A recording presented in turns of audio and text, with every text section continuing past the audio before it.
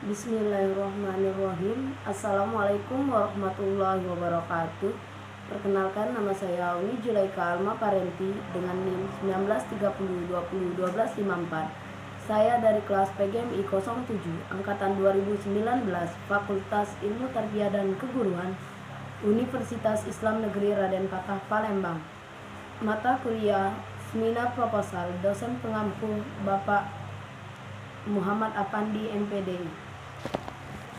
Baiklah, di sini saya akan sedikit menjelaskan tentang judul proposal saya, yaitu pengembangan lembar kerja peserta didik LKPD berbasis CTL materi ekosistem dari kelas 4 SD di SDN 15 Kisam Tinggi. Baiklah, dari judul yang telah saya sebutkan tadi terdapat latar belakang materi, yaitu latar belakang dari lembar kerja peserta didik atau LKPD memiliki peranan yang sangat penting dalam proses pembelajaran. Komalasari dan Parjo 2015 menyatakan, LKPD termasuk bahan ajar berbentuk cetak yang berupa lembar kertas yang berisi materi, ringkasan dan petunjuk pelaksanaan tugas yang mampu mengacu pada kompetensi dasar yang harus dicapai. Marsa, Hala, dan Tayyib 2016 menyatakan LKPD sebagai pedoman untuk melakukan kegiatan berupa penyelidikan atau pemecahan masalah sehingga tercapainya tujuan pembelajaran yang diinginkan. Dengan adanya LKPD ini, tujuan pembelajaran yang diinginkan dapat berinteraksi pada guru dan peserta didik akan menjadi lebih efektif. Pratama dan Siregar 2019 menyatakan LKPD sebagai perkumpulan kegiatan untuk memaksimalkan pemahaman peserta didik dalam membentuk kemampuan dasar yang berdasarkan pada indikator pencapaian belajar. LKPD dalam kegiatan pembelajaran sebaiknya dibuat semenarik mungkin sehingga peserta didik dapat termotivasi untuk belajar, agar mereka dapat termotivasi untuk selalu belajar lebih giat lagi. LKPD dapat dikembangkan dengan menerapkan pendekatan CTL atau Contextual Teaching Learning, merupakan salah satu pendekatan yang dalam pembelajaran yang lebih memperhatikan praktek atau tempat yang digunakan peserta didik untuk kegiatan pembelajaran. Setiawan dan Lornet 2017 menyatakan bahwa CTL mengajarkan kepada peserta didik untuk lebih aktif dalam melakukan kegiatan pembelajaran dengan mengaitkan materi yang diajarkan dunia nyata sehingga masing-masing peserta dapat menyelesaikan masalah yang ada dengan penalaran tersendiri. Atau lebih efektif itu teacher harus selalu mengungkapkan apa yang ingin disampaikan oleh siswa.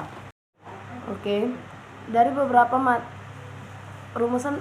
rumusan masalah yang telah saya sebutkan dapat disimpulkan bahwa peneliti mencoba mengembangkan hal serupa yang dikembangkan oleh Yulia dan Gusti dengan mengangkat judul penelitian pengembangan lembar kerja peserta didik atau LKPD berbasis CTL materi ekosistem kelas 4 SD SDN 15 Kisam Tinggi. Penelitian ini dirasa penting karena dapat bermanfaat bagi pembaca nantinya. Hasil penelitian ini akan digunakan sebagai dasar pertimbangan perkembangan LKPD guna menambah referensi untuk peneliti yang selanjutnya. B. Selanjutnya itu ada identifikasi masalah. Identifikasi masalah dalam penelitian ini yang saya angkat ialah 1. Keterbatasan bahan ajar membuat peserta didik hanya bisa menggunakan LKPD buatan dari penerbit yang dalam kegiatan pembelajaran. Yang kedua, pembelajaran berpusat pada guru, sehingga peserta didik cenderung pasif. Yang ketiga, belum tersedianya LKPD berbasis CTL. C. Batasan masalah. Batasan masalah dalam penelitian ini yang saya angkat ialah 1. Pengembangan LKPD berbasis CTL kelas 4 SDN 15 Kisam Tinggi dilihat dari uji validitas dan kepraktisan. Yang ke D. Rumusan masalah. Rumusan yang saya angkat itu ada 3 rumusan. Yang pertama, bagaimana deskripsi spesifikasi lembar kerja peserta didik LKPD berbasis CTR materi ekosistem kelas 4 SDN 15 Kisam Tinggi. Yang kedua, bagaimana validasi lembar kerja peserta didik LKPD berbasis CTL materi ekosistem kelas 4 di SDN 15 Kisam Tinggi. Dan yang ketiga, bagaimana kepraktisan lembar kerja peserta didik atau LKPD berbasis CTL materi ekosistem di SDN 15 Kisam Tinggi. Tujuan masalah. Dapat saya angkat tujuan masalah dari penelitian saya ini. Yang pertama itu untuk mendeskripsikan spesifikasi lembar kerja peserta didik atau LKPD berbasis materi ekosistem kelas 4 di SDN 15 Kisam Tinggi. Yang kedua, untuk menentukan validasi lembar kerja peserta didik berbasis CTL materi ekosistem kelas 4 di SDN 15 Kisam Tinggi. Dan yang terakhir itu untuk menentukan kepraktisan lembar kerja peserta didik LKPD berbasis CTL di kelas 4 SDN 15 Kisam Tinggi. Manfaat penelitian. Setelah melakukan penelitian terhadap pengembangan LKPD berbasis CTL pada pokok pembahasan ekosistem, maka diharapkan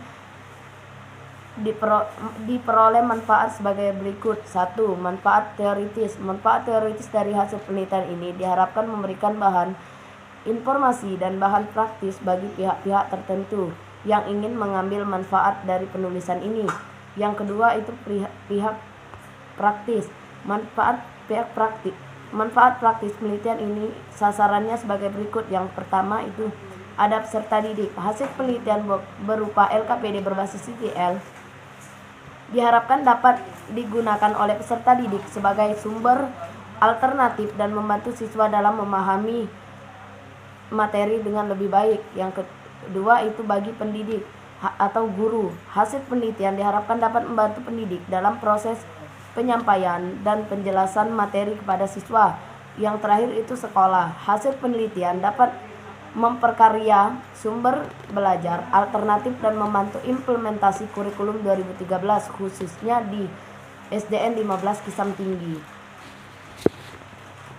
Oke, lanjut ke bab 2 yaitu kerangka teori. Yang pertama itu kerangka teori penelitian dari 1. Penelitian dan pengembangan. Definisi dari penelitian dan pengembangan. Menurut Undang-Undang Republik Indonesia Nomor 18 Tahun 2002, pengembangan ialah yang pertama itu definisi penelitian. Menurut Undang-Undang Republik Indonesia tahun 2018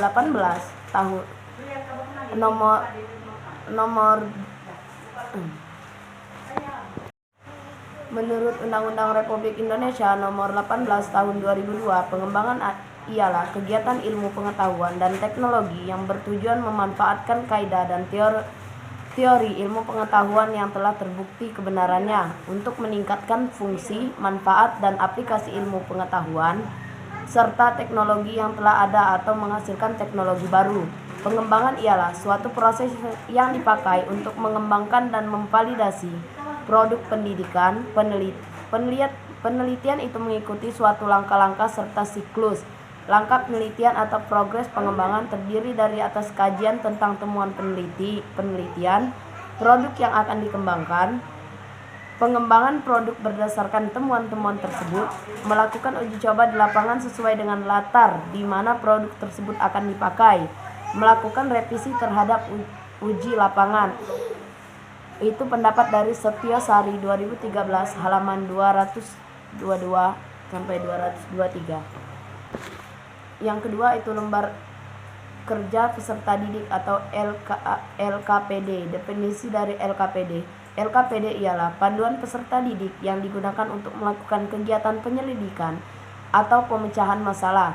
LKPD dapat berupa panduan untuk latihan perkembangan, aspek kognitif maupun panduan untuk semua aspek pembelajaran dalam bentuk panduan ekosistem atau demonstrasi menurut Trianto 2010. Menurut Depdiknas 2008 halaman 13, LKPD adalah lembaran-lembaran yang berisi tugas yang harus dikerjakan oleh peserta didik, biasanya berupa petunjuk, langkah-langkah untuk menyelesaikan suatu tugas dengan mengacu kompetensi dasar yang akan dicapainya. Maka dapat disimpulkan bahwa LKPD merupakan panduan yang berisi untuk memecahkan permasalahan sesuai dengan kompetensi dasar yang akan dicapai peserta didik. B. Manfaat LKPD. Dalam suatu bidang itu terdapat manfaat, yaitu manfaat LKPD sangat besar dalam proses pembelajaran karena dapat meningkatkan aktivitas peserta didik dalam belajar dan penggunaannya dalam pembelajaran dapat membantu guru untuk mengarahkan peserta didik menemukan konsep-konsep melalui aktivitas sendirinya. Yang selanjutnya itu ada langkah-langkah penyusunan LKPD. Yang pertama itu dalam penyusunan LKPD itu terdapat 4 langkah, yaitu yang pertama melakukan analisis kurikulum, yang kedua menyusun peta kebutuhan LKPD, yang ketiga menentukan judul LKPD, dan yang terakhir menulis LKPD. 3. Pembelajaran CTL. Pembelajaran CTL menurut Nur Hadi dalam Rusman 2016, pembelajaran Contextual Teaching Learning merupakan suatu konsep belajar yang membantu guru menggantikan antara materi yang diajarkan dengan situasi dunia nyata. Guru yang mendorong siswa untuk membuat hubungan antara pengetahuan yang dimiliki dengan penerapan dalam kehidupan sehari-hari mereka sebagai anggota keluarga dan masyarakat. Terdapat komponen dari CTL. Yang pertama itu konstruktivisme, merupakan landasan berpikir filosofis dalam CTL. Yang kedua itu menentukan inquiry. Yang ketiga bertanya atau question. Yang keempat masyarakat belajar, learning community. Yang keempat modern model learning. Yang kelima refleksi. Yang keenam penilaian sebenarnya atau authentic assistant. Dan yang ketujuh itu ada pembelajaran mampu menumbuhkan penguatan konsep. 4. Materi ekosistem. Pengertian dari ekosistem. Ekosistem ialah kesatuan struktural fungsi antara makhluk hidup dengan lingkungannya. Ekosistem dibentuk oleh pengumpulan berbagai macam makhluk hidup beserta benda-benda yang hidup. Ilmu yang mempelajari hubungan timbal balik komponen biotik dan abiotik dalam ekosistem disebut Ekiologi. Waris dan Sugeng 2008 halaman 217. Istilah ekiologi berasal dari 2 suku kata dalam bahasa Yunani, yaitu ekios yang artinya rumah atau tempat tinggal dan logos yang artinya ilmu pengetahuan. Istilah tersebut pertama kali dikemukakan oleh Ernst Haeckel pada tahun 1869. B. Penyusunan ekosistem. Ada beberapa dalam penyusunan ekosistem. Yang pertama, komponen biotik. Komponen biotik merupakan bagian ekosistem yang terdiri atas makhluk hidup seperti tumbuhan, hewan, ataupun makhluk hidup pengurai lainnya. Berdasarkan fungsi dalam ekosistem, komponen biotik dibedakan menjadi 3 macam, yaitu A. Produsen, B. Konsumen, dan C. Dekomposer.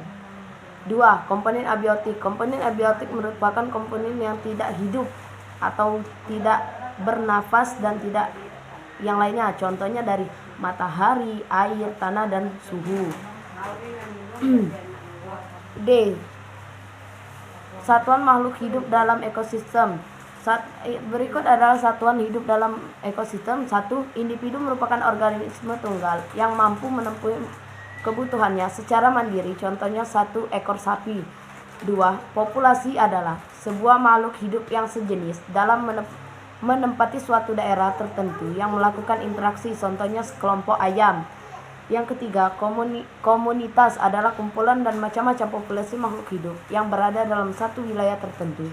Contohnya dalam ekosistem kolam terdapat populasi ikan, eceng gondok, populasi katak, dan beberapa jenis populasi yang berbeda di kolam merupakan komunitas kolam. Yang keempat, ekosistem adalah kesatuan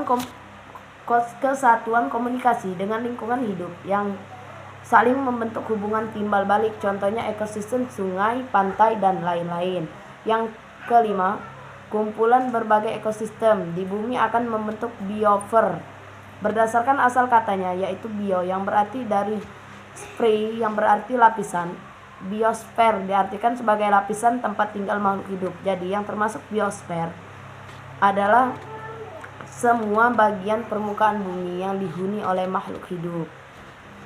Pola interaksi ekosistem. 1. intra-antagonisme. Setiap individu tidak dapat berdiri sendiri, melainkan membutuhkan lingkungan sekitarnya untuk bertahan hidup. Yang kedua itu ada interaksi antar populasi. Antar populasi yang suatu dengan populasi lainnya terjadi interaksi secara langsung atau tidak langsung dalam komunitasnya. Contohnya pola hubungan ini ialah binatang domba, zebra, sapi, kuda, juga rusa yang hidup ekosistem saling bersaing mendapatkan rumput sebagai makanan. Yang ketiga itu interaksi antara komponen biotik dan abiotik. Dalam suatu ekosistem, komponen abiotik berpengaruh atau menentukan jenis makhluk hidup yang sesuai dengan lingkungannya.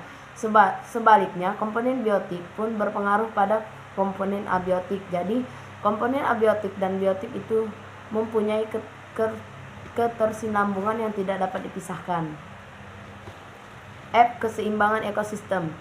Secara alami, biasanya suatu ekosistem dalam keadaan keseimbangan ekosistem terpengaruh apabila terdapat gangguan dari luar.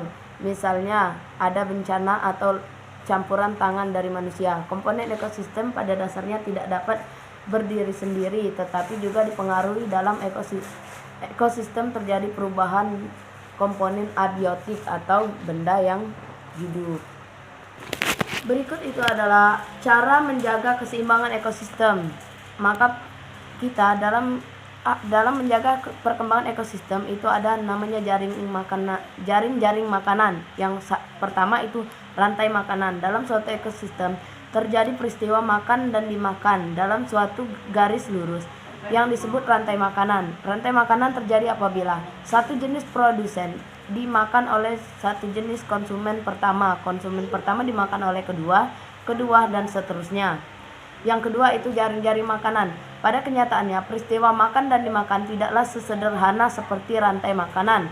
Konsumen tidak hanya bergantung pada satu macam makanan saja, begitu juga satu jenis makanan tidak hanya dimakan oleh satu jenis konsumen.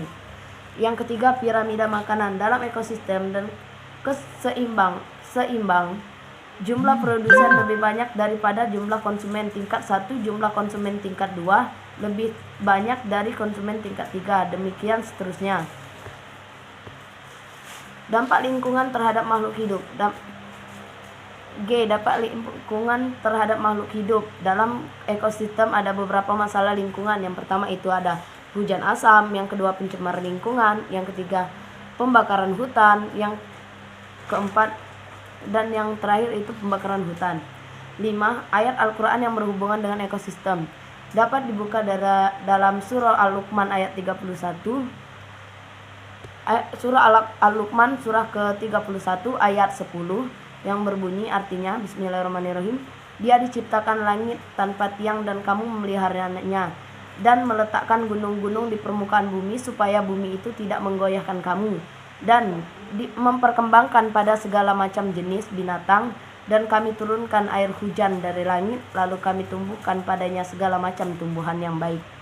Ayat di atas menunjukkan dua dari sifat-sifat Allah, yaitu Maha Perkasa dan Maha segala penciptanya, dan Maha Bijaksana. Ciptaannya berupa langit, manusia, gunung, binatang berakal, menyusui, bertelur, menelata, dan lain-lain. Tumbuhan pada dasarnya semua yang ada di bumi melakukan hubungan dinamis seperti tanaman dengan air hujan.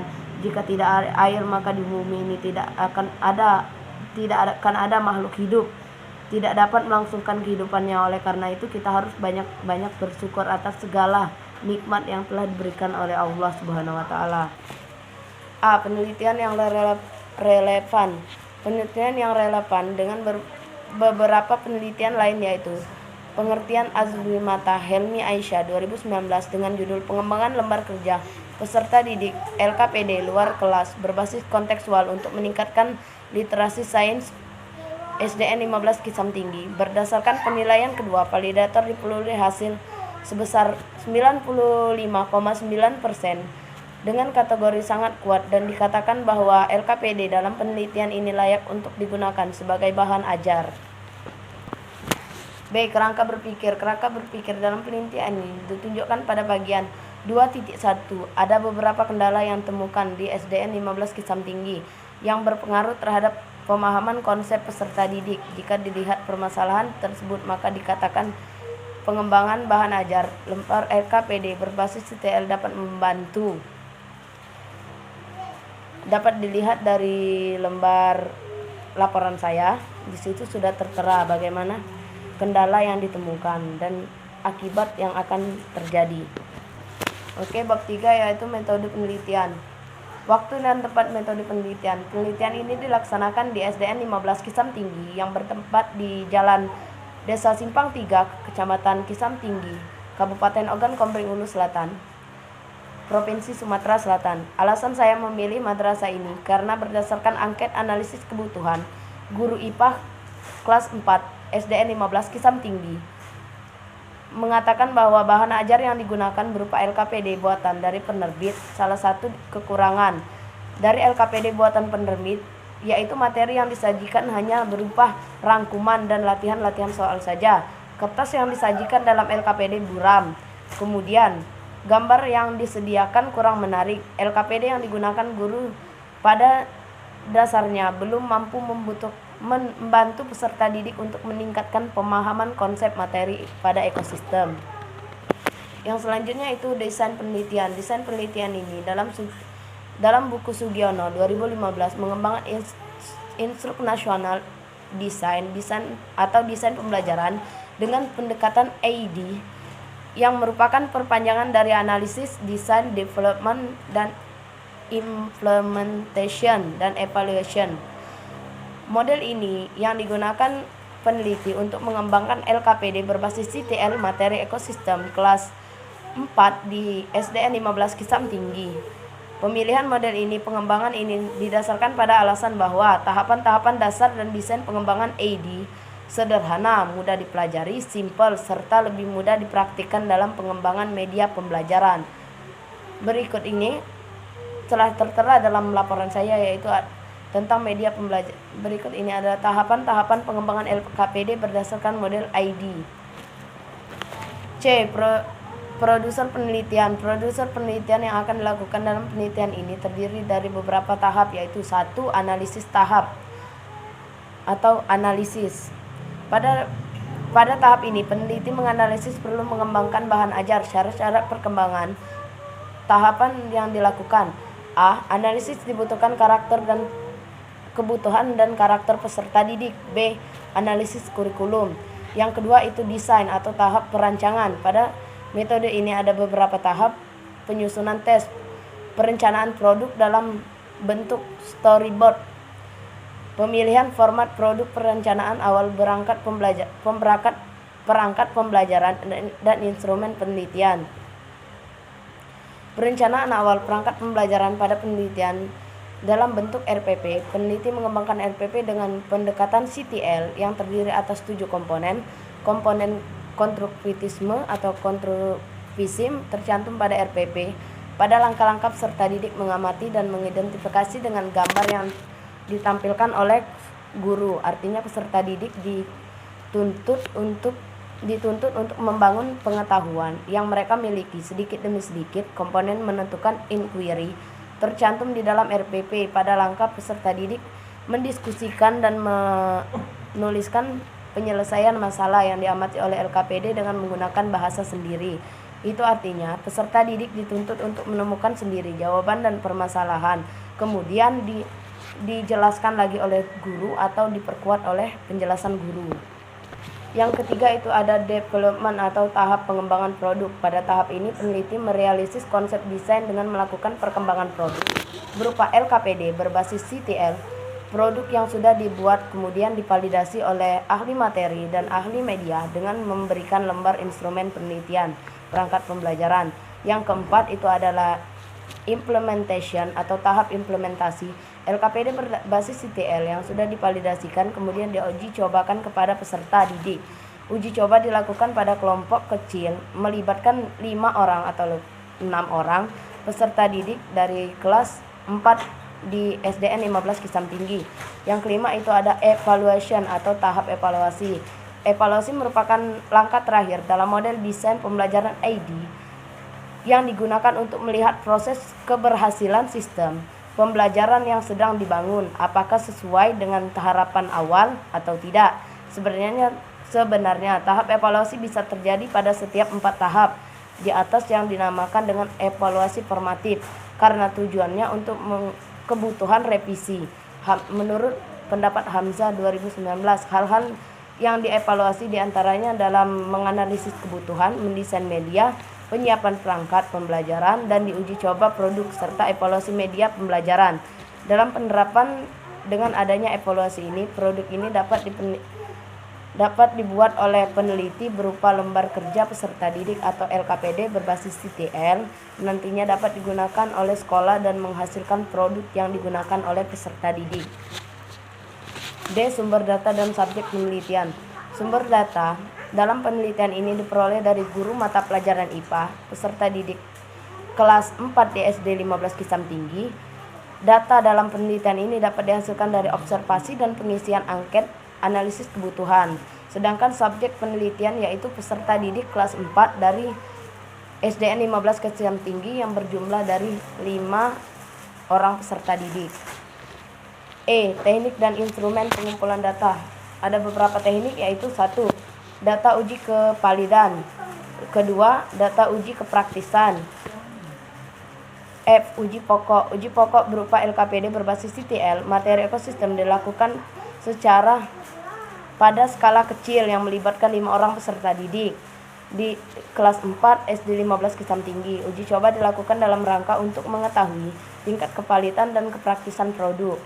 G. Teknik analisis data. Yang pertama itu teknik uji validasi. Yang 1. Uji kepraktisan. Analisis data kepraktisan lembar kerja peserta didik LKPD berbasis CTL diambil dari data angket respon peserta didik dan lembar keterlaksanaan peserta didik. Dapat dilihat dari pemaparan yang telah saya paparkan. Dan yang terakhir itu uji validasi. Analisis dapat dikembangkan lembar kerja peserta didik LKPD berbasis CTL menggunakan teknik kuesioner yang berupa angket berskala. Data diperoleh dari ahli materi dan ahli media, akan dianalisis dengan menggunakan rumus dan diadaptasi dari Wahyudi Permatasari 2017. Mungkin itu saja pemaparan dari laporan saya. Apabila ada kata-kata saya mohon maaf. Kepada Allah saya mohon ampun. Wabillahi nasta'in. Wassalamualaikum warahmatullahi wabarakatuh.